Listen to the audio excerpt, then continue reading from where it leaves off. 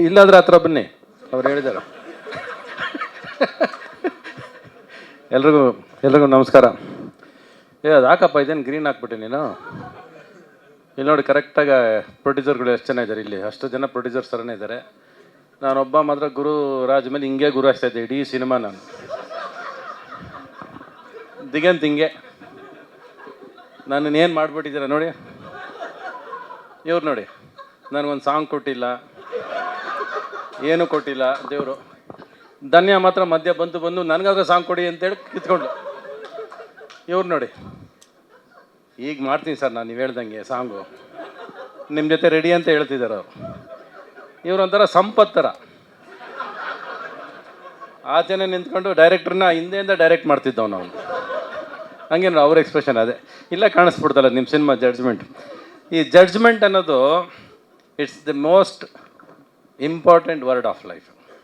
ತುಂಬ important. Anything ನಾವೇನು judgment ತೊಗೋತೀವಿ, ಯಾವುದೇ ವಿಷಯ ಆದರೂ ಸರಿ, ಯಾವುದೇ ಸಿನಿಮಾ ಆದರೂ ಸರಿ, ಲೈಫಲ್ಲಾಗಿರ್ಬೋದು, ಲವ್ವಲ್ಲಾಗಿರ್ಬೋದು, ಎಂಥ ವಿಷಯ ಆದರೂ ಆ ಜಡ್ಜ್ಮೆಂಟ್ ಅನ್ನೋ ಪದ ಮೇಲೆ ಕಂಪ್ಲೀಟ್ ನಿಂತ್ಕೊಳ್ಳೋದು, ಇಡೀ ಜೀವನ ನಿಂತ್ಕೊಳ್ಳೋದು ದ ಜಡ್ಜ್ಮೆಂಟ್ ಯು ಟೇಕ್ ಅಂತ. So how did this judgement start? ಇದೆಲ್ಲ ಸ್ಟಾರ್ಟ್ ಆಗಿದ್ದು ಶಿವಗೌಡದಿಂದ. ಅವನೇ ಕರ್ಕೊಂಬಂದಿದ್ದು. ನಾನು ಯಾವಾಗಲೂ ಹೇಳ್ತೀನಲ್ಲ, ನನಗೆ ಶಿವ ಹೆಂಗೋ ಒಂದು ರೂಪದಲ್ಲಿ ಯಾರನ್ನೋ ಕರ್ಕೊಂಬರ್ತಾನೆ ಅಂತ, ಹಂಗೆ ಗುರುರಾಜ್ ಅವರು ಶಿವಗೌಡ ಕರ್ಕೊಂಬಂದಿದ್ದು. That is very destiny starts ಅಂತ. ಇವ್ರು ಬಂದು ಶುರು ಮಾಡಿದ್ದು ಗಿಲ್ಟ್ ಅಂತ ಒಂದು ಸಿನಿಮಾ ಮಾಡಬೇಕು ಅಂತ, ಅಂದರೆ ಒಂದು ಗಿಲ್ಟ್ ಅಂತ. ಆ ಥರ ಸಿನಿಮಾ ಶುರುವಾಗಿ ದ ಗಿಲ್ಟ್ ಅಂತ ಟೈಟ್ಲು ಇಟ್ವಿ. ಆಮೇಲೆ ಹೋದ್ರು ಜಡ್ಜ್ಮೆಂಟ್ ಅಂತ ಟೈಟ್ಲ್ ಇಟ್ಕೊಂಬಂದರು. ಅಂದರೆ ನಾನು ಕೊಟ್ಟಿದ್ದ ಟೈಟ್ಲು ಬೇಡ ಅಂತ ಅವ್ರಿಗೆ. ಅವ್ರ ತಲೆಯಲ್ಲಿ ಏನೋ ನಾನು ಅಂದ್ಕೊಂಡಂಗೆ ಸಿನಿಮಾ ಆಗಬೇಕು, ನಾನೇ ಗುರು ಇಲ್ಲಿ, ನಾನೇ ರಾಜ ಇಲ್ಲಿ, ಇವನು ಯಾವ ರವಿಚಂದ್ರನ್ ಅಂತ ಅವ್ರ ತಲೆಯಲ್ಲಿ. ಸೊ ಅಲ್ಲಿಂದ ಶುರು ಆಗಿತ್ತು ಜಡ್ಜ್ಮೆಂಟು. ಕರೆಕ್ಟಾ?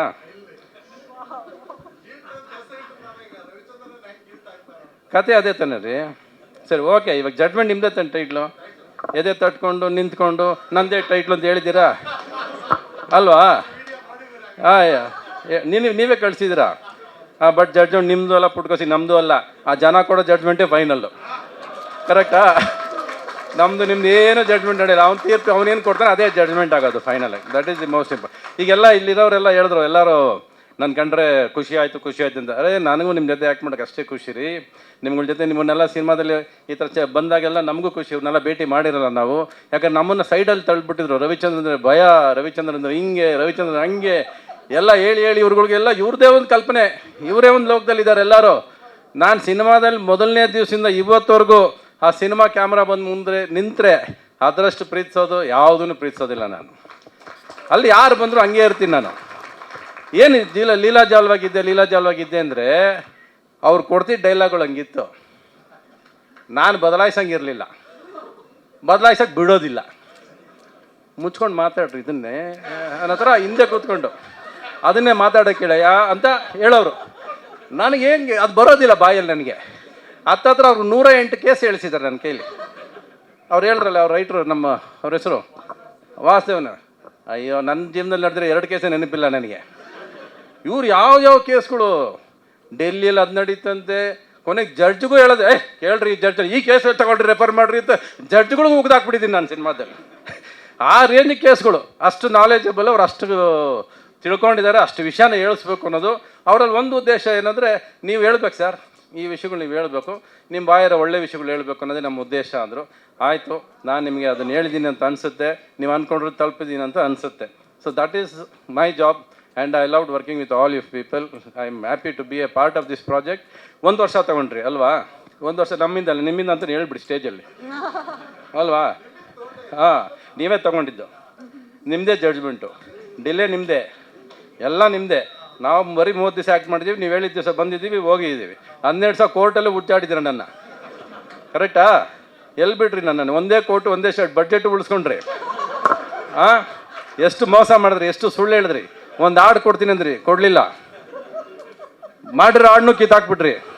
ಆ ದಾಸರು ಅದಕ್ಕೆ ಬೇರೆ ಒಂದು ರೆಡ್ ಲೈಟ್ ಹಾಕ್ಬಿಟ್ಟು, ರೆಡ್ ಲೈಟ್ ಇರೋದು ತೆಗ್ದಂಗೆ ಸಾಂಗ್ ತೆಗೆದುಬಿಟ್ಟು ಕೊನೆಗೆ ನೀವೇ ಚೆನ್ನಾಗಿಲ್ಲ ಅಂದ್ರಿ. ನಾನು ಸ್ಪಾಟಲ್ಲಿ ಹೇಳಿದೆ ಚೆನ್ನಾಗಿಲ್ಲ ಸರ್ ಈ ರೆಡ್ ಲೈಟನ್ನು, ನೀವು ಕೇಳಲಿಲ್ಲ, ಕೊನೆಗೆ ತೆಗೆದಾಕ್ಬಿಟ್ರಿ ಅದನ್ನು. ಈ ಸಿನಿಮಾ ಕತೆ ಸಿಂಪಲ್ ಇದು ನೋಡಿ. ಅವ್ನು ನೋಡಿ ಎಷ್ಟು ಅಪ್ಪಾವಿ ಥರ ಕೂತವನೆ, ಅಲ್ವೇ ಅಲ್ಲ ಅಂತ ಅನ್ಸುತ್ತಲ್ವ ನಮಗೆ? ಅದೇ ಕತೆ. ಅವನು ನೋಡಿದ ತಕ್ಷಣ ಅವ್ನು ಒಳ್ಳೆಯವನು ಅಂತ ಅನ್ಸೋದಿಲ್ಲ ಜೀವನದಲ್ಲಿ ಯಾವತ್ತು.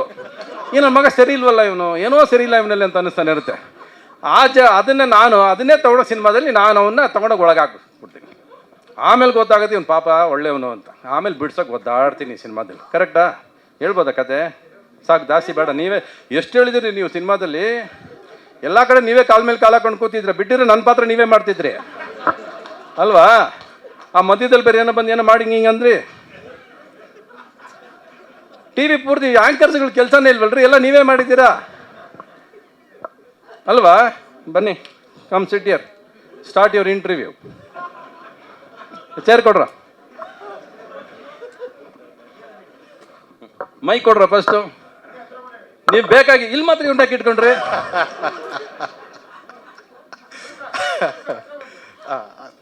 ಪಾಪ ನಾನು ನೋಡ್ರೆ ಭಯ ಭಯ ಅಂತಾರೆ. ಈಗ ಎಲ್ವೋಯ್ತು ಭಯ? ನೋಡೋಣ, ಹೇಳಿ, ಕೇಳಿ, ಪ್ರಶ್ನೆ ಕೇಳಿ. ಅಲ್ಲ, ನೀವು ಪ್ರಶ್ನೆ ಕೇಳಿ ಸರ್. ನನಗೇನು ಟೆನ್ಷನ್ ಆಗಿ ನನಗೆ ಯಾರು ಏನು ಕೇಳ್ಬೇಕು ಅನ್ನೋದೇ ಗೊತ್ತಾಗ್ತಾ ಇಲ್ಲ. ಆಕ್ಚುಲಿ ಲಕ್ಷ್ಮಿ ಮೇಡಮ್ ಹೇಳಿದ್ದು, ಮೇಘನಾ ಅವ್ರು ಹೇಳಿದ್ದು, ಧನ್ಯ ಹೇಳಿದ್ದು ಅದು ನಿಜ. ನನಗೂ ತುಂಬಾ. ಧನ್ಯ ಹೇಳಿಲ್ಲ ಪಾಪ. ಧನ್ಯ ನನ್ನ ನೋಡಿದ್ರೆ ಭಯನೂ ಇಲ್ಲ, ಏನೂ ಇಲ್ಲ ಪಾಪ. ಹೇಳಿದ್ದಾರೆ. ಧನ್ಯ ಏನು ಎದುರ್ಲಿಲ್ಲ, ಅವತ್ತು ಎದುರ್ಲಿಲ್ಲ. ಇಲ್ಲ ಇಲ್ಲ ಇಲ್ಲ, ಹೇಳಿದ್ದಾರೆ. ಆ ದಿಗಂತ ನನ್ನ ಮಗ ಎದುರಲ್ಲ, ನನ್ನ ಅವರಿಬ್ರು ಎದುರ್ಲಿಲ್ಲ, ಏನಿಲ್ಲ, ಆರಾಮಾಗಿ. ಹೌದ್ರ ಆ ರೂಪ ಯಾರು? ರೂಪಾಯಲ್ಲಿ ಇಡೀ ಸಿನಿಮಾ ನಿಮ್ ನಂಬಲ್ಲ ರೀ. ಆ ರೂಪ, ಈ ರೂಪ, ಯಾವಲ್ರಿ ಅವ್ರ ರೂಪ? ಕರ್ಸ್ರಿ ಸರ್ ನೋಡೋಣ. ನಾನು ಈ ಕೊನೆಯವ್ರಿಗೂ ನೋಡೇ ಇಲ್ಲ ಸಿನಿಮಾದಲ್ಲಿ.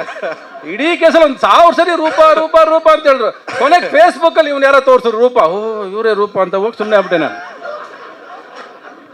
ಎಷ್ಟು ರೂಪ ಇವ್ರು ತೋರಿಸಿದ್ದು, ಕೊನೆಗೂ ನನಗೆ ತೋರಿಸ್ಲಿಲ್ಲ ಇವರು. ಅದು ಯಾರು ರೂಪ ಅಂತ ನನ್ಗೆ ಇನ್ನೂ ಗೊತ್ತಿಲ್ಲ.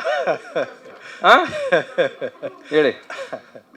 ಇಲ್ಲ, ನಾನು ಹೇಳೋದು ಭಾಳ ಸಿಂಪಲ್ ಆಗಿ ರವಿ ಸರ್ ಬಗ್ಗೆ ನನಗೂ. ರೀ, ಜಡ್ಜ್ಮೆಂಟ್ ಬಗ್ಗೆ ಹೇಳ್ರಿ. ಜಡ್ಜ್ಮೆಂಟ್ ಇಲ್ಲ, ರವಿ ಸರ್ ಇಲ್ಲಿರೋ ಅಷ್ಟು ಜನಕ್ಕೆ ರವಿಚಂದ್ರನ್ ಬಗ್ಗೆ ಗೊತ್ತಾ ಗೊತ್ತಿಲ್ವಾ?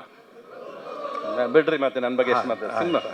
ಸಿನಿಮಾ ಹೇಳ್ರಿ, ನಿಮ್ಮ ಜಡ್ಜ್ಮೆಂಟ್ ಬಗ್ಗೆ ಹೇಳಿ. ಸರಿ, ಲಾಭ ಬಂದ್ರೆ ನಮ್ಗೆ ಎಷ್ಟು ಕೊಡ್ತೀರಾ? ಲಾಭ ಎಷ್ಟು ಬರುತ್ತೆ ಅಂತ? 400 ಕೋಟಿ ಬರುತ್ತೆ. ಅಮೃತಾಂಬ ಹಾಕ್ಬಿಡ್ಸ 400 ಕೋಟಿ ಬಂದಿದೆ. ಸಿನಿಮಾನೇ ಸುಳ್ಳು, ಅಪ್ಪ ಪ್ರಚಾರ ಮಾಡೋದನ್ನ ಕರೆಕ್ಟು ಅಂತ ನೀವೇ ಹೇಳಿದ್ದೀರಾ. ಹೇಳಿ ಇವಾಗ ಅದಕ್ಕೆಲ್ಲ ಉತ್ತರ ಕೊಡಿ. ಸುಮ್ಮನೆ ಟಿವಿ ಮುಂದೆ ಮಾತಾಡೋದಲ್ಲ, ಎಲ್ಲದಕ್ಕೂ ಉತ್ತರ ಕೊಡಬೇಕು. ಪ್ರಶ್ನೆ ಕೇಳಿ. ಏನಿಲ್ಲ, ಈಗ ನಿಮ್ಮ ಲೈಫ್ ಹೇಗೆ ಪ್ರಜ್ವಲಿಸ್ತಾ ಇದೆ ಹೇಳಿ.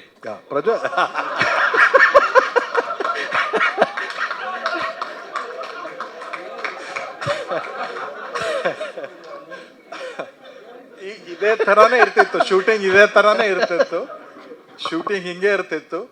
ಎಲ್ರದ್ದು ನಮ್ದು ರಿಯಾಕ್ಷನ್ಸ್ ಇದೇ ಇರ್ತಿತ್ತು. ಎಷ್ಟೋ ಸರ್ತಿ ಹೋಗಿ ನಾನು ಮಾನಿಟ್ರ್ ಹಿಂದೆನೋ ಕ್ಯಾಮ್ರಾ ಹಿಂದೆನೋ ಕೂತು ನಕ್ಕು ಅದನ್ನು ಮತ್ತೆ ಮೂಡಿಗೆ ಬರೋಷ್ಟೊಳಗಡೆ ನನಗೆ ಸುಸ್ತಾಗಿ ಹೋಗಿರೋದು.